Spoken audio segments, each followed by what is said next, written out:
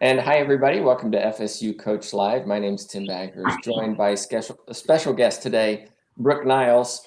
Brooke is the head coach of the women's beach volleyball team at Florida State University. Brooke, thanks so much for joining me. If you would, just give us a little bit of your history and how you got to where you are today. Well, thanks for having me, Tim. I was really excited to be a part of this. But just to tell you about myself, this is my 5th season at Florida State with the beach volleyball team. And it's actually the 5th year that it's been an NCAA sport. But previously, I played professionally for about 13 years and coached club as well as at the professional level before coming to FSU. So talk a little bit about your playing experiences and then transitioning into a coach. What was that like for you? And when did you know, okay, I'm done as a player? Because that's one of the interesting things that athletes have to go through, right? Is that transition from I've always been a player to now I need to do something else. And is it the right time? Yeah, I mean, if you really want the truth, I never consider myself done as a player, which is I get that. maybe really some of athletes have that same experience. But I had always coached. My dad was a coach when I was younger. He played professional baseball for a while and then coached. He had a full-time job, but coached people on the side, coached my brothers, coached me. He also played volleyball. So I feel like coaching was in my blood. It's always something I did as a side job in college. I played indoor volleyball in college, and I coached indoor to make extra money. And then as a player, when I became a beach volleyball player, I kind of took on that coaching role, organizing practices. When we couldn't hire a coach, I would do the practice plan and say, hey, this is what we need to get done. Coaching my partner just along with myself in strategies and things like that. So it was a natural progression, I think. But that's also probably why I don't think I'm ever out of the competitive playing aspect. I work out with my team because in the back of my mind, I'm like, well, I always got to be ready to jump in a drill there if somebody needs me. But at this point with my age, I don't think I'm very beneficial to them. But yeah, I stopped playing after I had my first son. And then I tried to play again, but my husband plays professionally too at the time, and he still does. And it was really a challenge for both of us to be gone traveling. It was very expensive. And I also had a pretty bad knee injury during an Olympic qualification process in 2012. And by the time I retired in 2016, it just got to be where it would take me 3 or 4 days to recover from a tournament. And then another day later, I'd have to start another one. So that whole process, it was not fun as an athlete. And then this opportunity came up at Florida State, and I kind of just went with it. And it's been the best decision I've made in my life.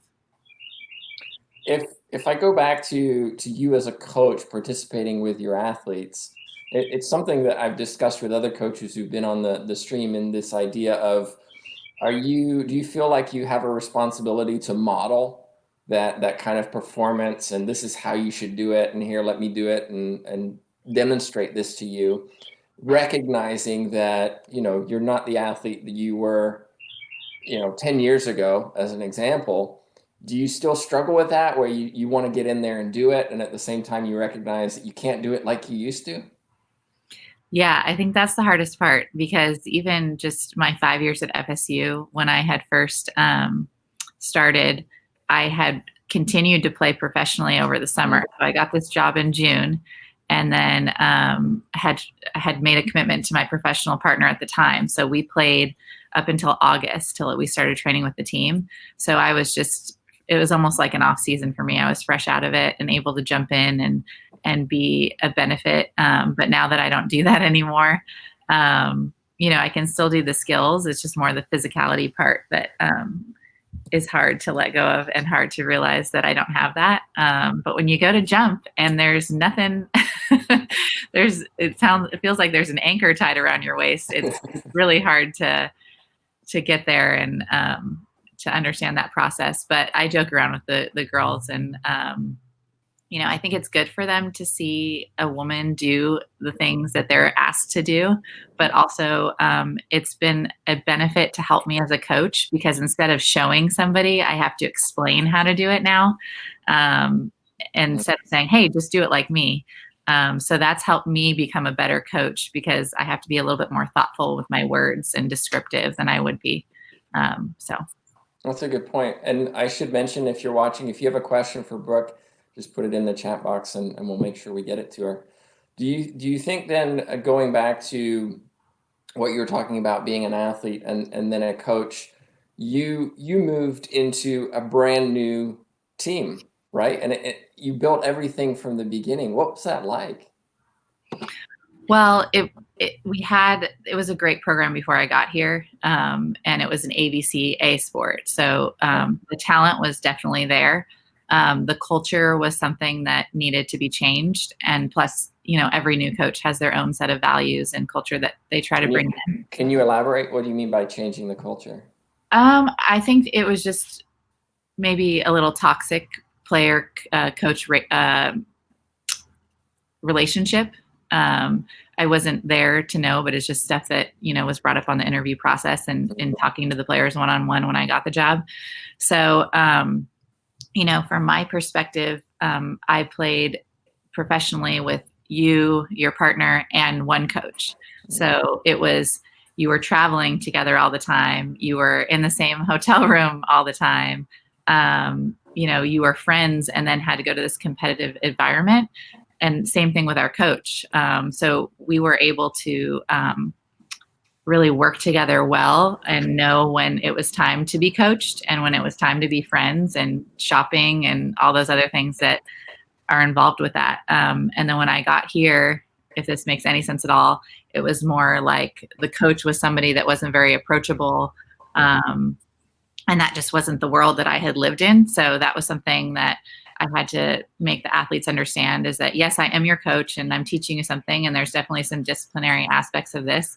But it is a cohesive process and we're together a team, and I can learn just as much from you as you can from me. So let's just try to understand each other and work towards the same goals and go from there. So talk a little bit about recruiting, because that's part of your responsibilities. How do you recruit? Do you have specific styles of play in mind, or are you looking for specific personalities? And then how do you convince those athletes to come to your program?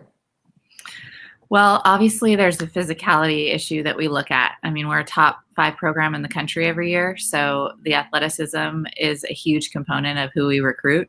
But then from there, we really try to look at the person as a whole and see if they have the same values. Are they a team player? Are they willing to work really hard and sacrifice some of their personal gains for the sake of a team? And a lot of that stuff it's hard to come out in the recruiting process because everybody's putting their best foot forward. But the other piece is that I just try to be as honest as I can about myself and our team and what we value as important.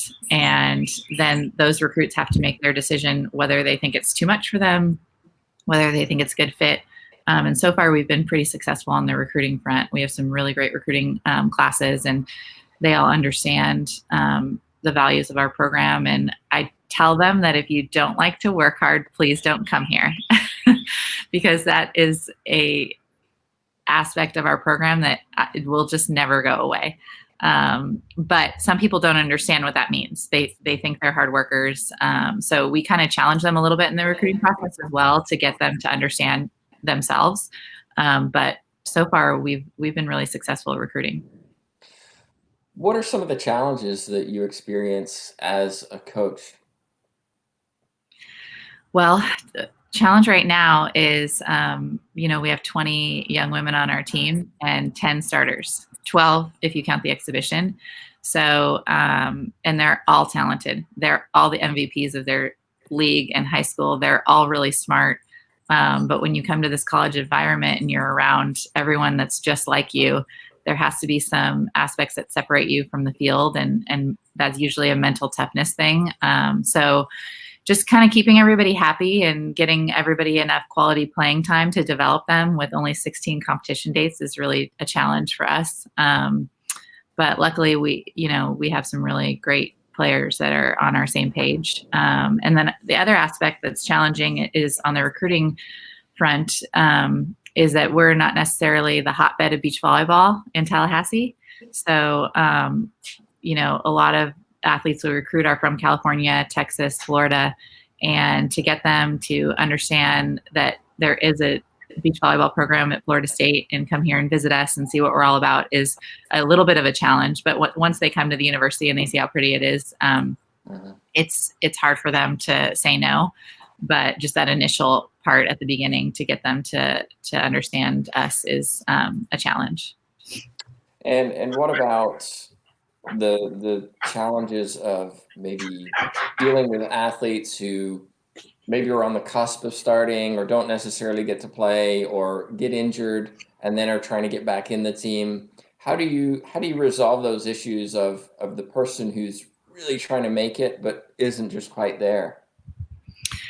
I mean, we just try to be upfront with it. I've learned that when athletes feel that my decisions are emotional based, that's hard for them to understand. But if they have tangible things that they can work towards to get into that starting lineup, and whether it's recovering from an injury or that person that's the 11th man on the roster and 10 start, what does my hitting percentage have to be successful, serve receive percentage, first ball side out, those sort of things.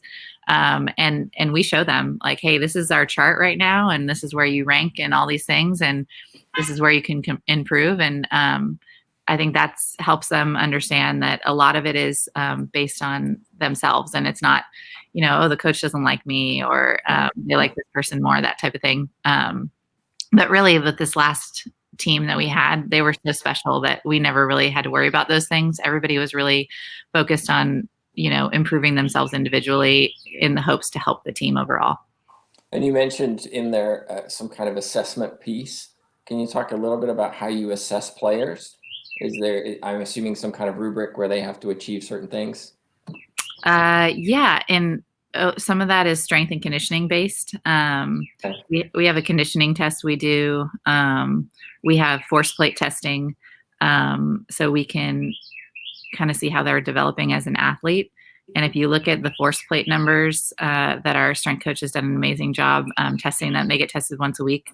The ones that perform the best on those aspects are the ones that play. And it would be, even if she didn't show me that information, and then at the end we compared notes, those tend to be the athletes that are in our starting lineup. But then, we have a program we've used this year that gives us stats from each match we play. So how do those players fall in line with the things I just discussed with first ball side out, ace to miss ratio, things like that.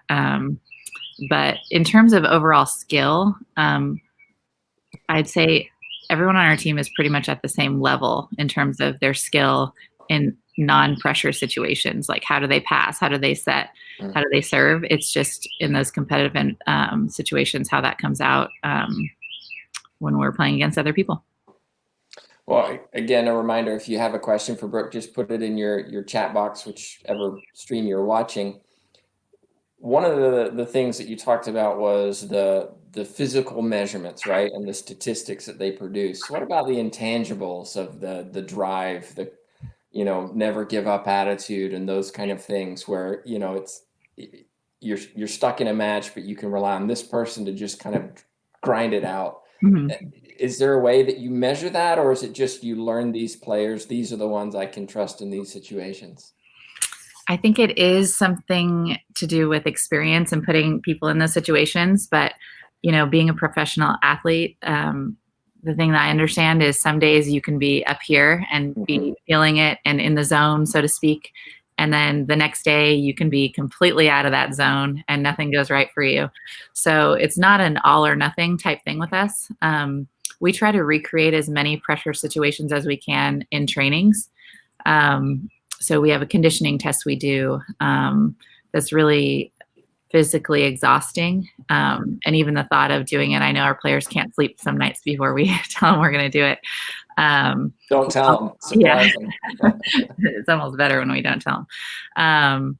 And then some of the drills we do where we put some pressure on them, it helps them build that mental toughness and that grit, so to speak, when they can accomplish these sort of things. So And you're creating in practice environments where they might face pressure in a game situation so that they're familiar with it. yeah, we try to make it tougher than game situations. I don't think it can be tougher just because, at NCAAs, you have this amazing crowd. You're on ESPN. Sometimes your entire team is on your one court cheering you on to win. But we try to make practice harder than the game. So we call these drills gauntlet drills. So you have to kind of make it through the gauntlet. They're different every time, but it's like you have to side out a couple times in a row, then serve into a particular zone. And if you don't get it in that zone, your point doesn't count and you go back to zero. So sometimes we can be doing those drills, for an hour, hour and a half, 2 hours. And it's frustrating, it's mundane, but those are the type of execution things we have to learn about these players. So, all those things are for us to try to build that resiliency and that grit, and get them used to unexpected things and, pushing through times where they want to quit. But, they have to be able to execute in the game as well. So if we have a player that's starting and, they're doing well in practice, but in the game they don't have that execution, then yes, we are looking to the next person to see if we can be better in that area. Mm-hmm. Well, we do have a question for you from Tyrone McGriff. He was actually a guest on our stream a few days ago. He said, with volleyball being such a huge sport year-round now, do you recruit dual sport athletes? If so, does that affect development? Yes. Well, hi, Coach McGriff. He actually coached a player of mine, Madison Fitzpatrick. I think she ran track for him in high school, if I'm not mistaken. But yeah. Yes, we do. Actually, we have a lot of dual sport athletes on our team. And the thing that I love about it is they don't get burnout. They learn a different type of athleticism than the typical players that play beach only from a very young age. I myself was a dual sport athlete in high school. And then what's really exciting is their potential is limitless, because once they get in college and they're able to specialize in this one area of beach volleyball, then they just increase so much faster than those players that have been playing all along. And we also have some dual sport athletes on our team. We have 3 players currently that play on the indoor team and also beach. So that's kind of exciting to see how they transition from one court to the other. So it's just fun to work with those athletes. And I do notice that they definitely have better all-around athleticism, which is something that is really huge for our sport at the level that we play at. And you mentioned a different sport being indoor volleyball. For those who maybe aren't familiar with the differences, can you explain how beach is so different to indoor? Well, the skill set is very similar. The surface obviously is really different. Hard court and then sand is a lot harder to move in. Also, there's 6 players on the indoor court. There's only 2 on the beach court. Our court is a little bit smaller than the indoor court, so those 2 players have less area to cover. But indoor players can sometimes be a little more specialized. You have players that only come in the front row, don't really do any ball control, serving, passing things. And then you have players that just go in the back row and don't play front row. So they don't jump, they don't really attack, blocking, stuff like that. But on the beach, especially at FSU, we have players that do everything. They block, they defend. You have to be able to turn and move, make some really athletic plays. So those are kind of the main differences. And then you add in all the variables with the sun, the wind, rain sometimes. It's a different ball that we use. So all those things to me make it different sports. But I think sometimes people looking at it think it's pretty similar, but it is a challenge for the indoor athletes that cross over. As a collegiate coach, one of your challenges obviously is budget every year and fundraising and finding sponsors and things. Have you found any kind of ways that you've been more effective, or what have you learned along the way that has helped you to fundraise? Because I know a lot of coaches out there are probably in the same situation as yourself, either in college or high school or even in a club where you need financial support. Yeah, we do for sure. I mean, especially being a smaller sport at Florida State, those fundraising dollars really help us maintain that national championship level team. But at the beginning, it was just winning. Winning was something that, Florida State has a level of excellence across all sports. And I know a lot of the boosters and everything, I mean, you grab their attention when you win and you're in that national championship game, and it brings back those feelings of them being at Florida State, especially some of the alumni we have, playing beach volleyball in their fraternities and doing it for fun, and then seeing their current student athletes on ESPN. So that was initially, my first year we got in the national championship game and we were ranked number 1 going into the tournament. So that was a big help right there. And then, we've really recruited, we recruit families at Florida State, and it's a family atmosphere. And our parents have been unbelievable in spearheading some fundraising efforts with their own companies. And, we auction off gear, team gear, that we started doing each year. And, but our parents and a lot of our boosters that love our program have been responsible for a lot of our fundraising so far. So that's been something that's really special that we've been able to take advantage of in my time here. And fundraising is a part of your job. Coaching game days is a part of your job. What other responsibilities do you find that you have to do that take up, that big chunk of the day, so to speak? What does your normal day look like, I guess, is maybe a better question, if there is such a thing as a normal day. Yeah, I mean, now it's a little more quiet than it has been.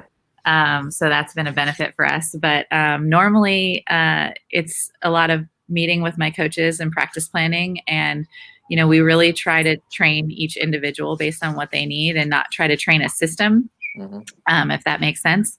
So, we go a lot where we meet about each player, and we have some staff meetings about how to make them better. And then, planning for the next year, planning what tournaments we're going to play in. Recruiting is a big part of my job. I feel like it's the biggest part. And it's not necessarily my favorite. I wish somebody could do it for me. And then I could just train the athletes, because coaching, the players on their court is my first love of it all.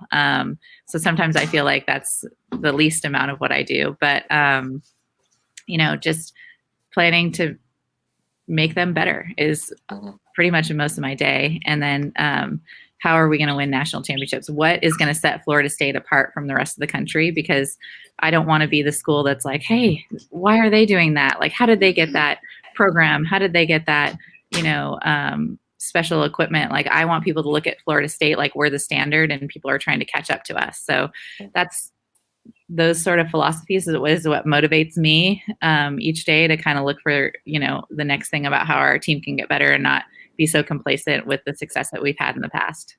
Did I answer your question? You did. Yeah. Thank you. Vanessa Fuchs, who you know well and was also a guest on our program. Thanks for the question, Vanessa. Brooke, the stars aligned to allow FSU to hire you in 2016, first-time head coach in her first year, and you led FSU to national runners-up and national coach of the year. What advice do you have for first-time head coaches? What was most beneficial to you in 2016 when you took over FSU's beach program as head coach? So 2 different questions. She's stealing my questions. Come on, Vanessa. So first one is, what advice do you have for first-time coaches? I think you have to have a distinct philosophy about how you're going to be and how you want to coach your players, because I think what keeps people coming back is the experience you give the athletes and how you treat them. So having those distinct things set in your mind, and it doesn't take long, especially if you love coaching, but just sit down and almost write down to yourself, hey, how do I want this to look? If I remember I did that before I even got the job and I was in the interview process. I was like, wow, this is an amazing opportunity that I'm even being interviewed with no head coaching experience. But if I get this job, like, what do I want this program to look like? And how can I, when a player leaves my program, do they have the same vision that I had, or do they understand what I was trying to have come across? And so I think if you can revisit those things daily, weekly, and just keep yourself focused on that, then the rest will kind of fall in place. And then what was her second question? Her second question was, what was most beneficial to you in 2016 when you took over the program as head coach? The support of FSU. I mean, I was very hesitant for the opportunity because I was leaving California, where that's the only thing I knew, and there was a lot of beach volleyball opportunity there. I was leaving a professional career to come to FSU, and I didn't want it to be something that people were just starting a program to start it and to add another women's sport. I wanted the people around me to support my vision. And Vanessa was a huge part of that. She was, up until recently, our sport oversight. Stan Wilcox was a huge part of that. He's now with the NCAA. But everyone I met there had the same level of excellency that I wanted for the program. And so that was something that was huge. It wasn't just like, oh, you can get this job just to have a job. And we want to win. We want to give you all the resources we can give to make that possible. And it was just so exciting for me.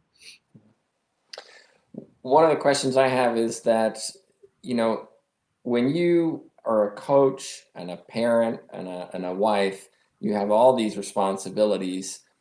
Stress and burnout is something that occurs a lot in coaching, and it's something that I've researched and is very personal to me. And so my question is what strategies do you have to help moderate stress and burnout to ensure it doesn't happen in your career and in your life? And then how do you juggle those multiple responsibilities that you have? Ooh, that's a good question, Tim, because that was something that I had to learn pretty early on. I'm really focused on my job, and it's because I love my job, and I'm so grateful to be able to do what I do. But I do have children and a husband and a family as well. And so again, I had a little bit of a health scare when I was pregnant with my second child.